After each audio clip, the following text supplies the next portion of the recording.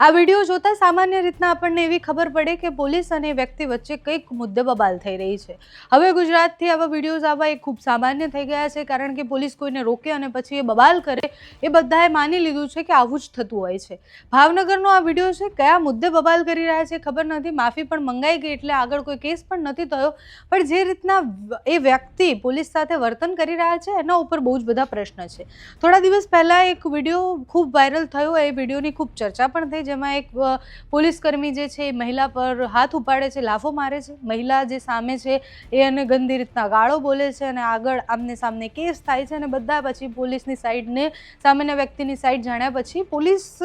ઉપર થતા જે સવાલો હતા એ ઓછા કરીને બધા એવું કહ્યું કે લોકો હવે આવા થઈ ગયા છે, લોકો પોલીસને એવું સમજે છે કે કોઈ પણ એને દબડાઈને જતું રહેશે અને એવું ઘણી બધી વાર થાય પણ છે। એ વિડીયો વાયરલ થયો ત્યારે ખબર પડી કે અચ્છા બંને સાઈડ આવી છે કે સામેવાળો વ્યક્તિ જ્યારે પોલીસ સાથે ખરાબ વર્તન કરે, પોલીસને તો એવો અધિકાર છે જ નહીં કે ખરાબ વર્તન કરે, પણ સામેવાળો વ્યક્તિ એ રીતના એને પોક કરતો હોય કે પોલીસને પણ પછી એવી રીતના વર્તન કરવું પડે છે, કારણ કે કોઈ પણ તમને સતત કંઈ કહ્યા કરે એટલે તમારી ડ્યુટી છે, તમે કામ કરો છો અને તમારે એ બધું જ તમને શીખવાડવામાં આવે છે કે કોઈ પણ પ્રકારના માણસ તમને મળે તમારે શાંત રહેવાનું છે, પણ ઘણા બધા કિસ્સાઓમાં એવું થતું હોય છે કે પોલીસ પણ ઉગ્ર થઈ જતી હોય છે। આ કિસ્સામાં પણ કંઈક એવું જ છે, જ્યારે એ કન્વર્ઝેશન આપણે સાંભળીએ તો આપણને ખબર પડે કે જે વ્યક્તિ કારમાંથી જેને ઉતારવામાં આવે છે, પોલીસ એને ટ્રાફિકના મુદ્દે કહે છે કે તમે કાર અહીંયા ઊભી રાખી છે એટલે ટ્રાફિક થાય છે। એ બે યુવાનો, એક સફેદ કપડામાં અને એક કાળા કપડામાં જે બે યુવાનો છે એ પોલીસ સાથે ઉગ્ર વ્યવહાર કરે છે, સામે પોલીસ પણ ઉગ્ર વ્યવહાર કરે છે। વાતચીતમાં એ વ્યક્તિ ટોપી અને પટ્ટાની વાત કરતા હોય છે તો પોલીસ એમને કહે છે કે આ ટોપી અને પટ્ટા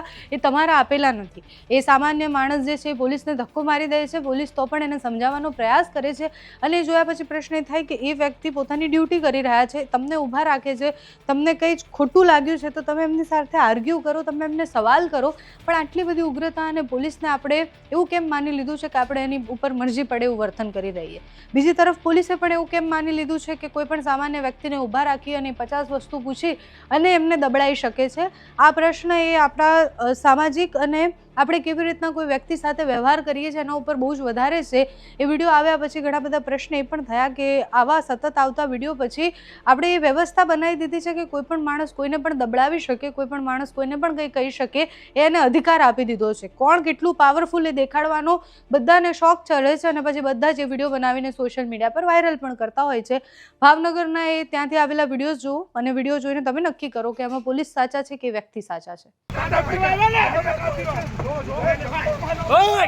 અને લઈ લો હવે અને લઈ લો, લઈ લેવાય બેહાડી દેવાય, ગાડી આપવા બહાર નથી આપણી સ્પીકર છે આ સિવિલ સ્પીકર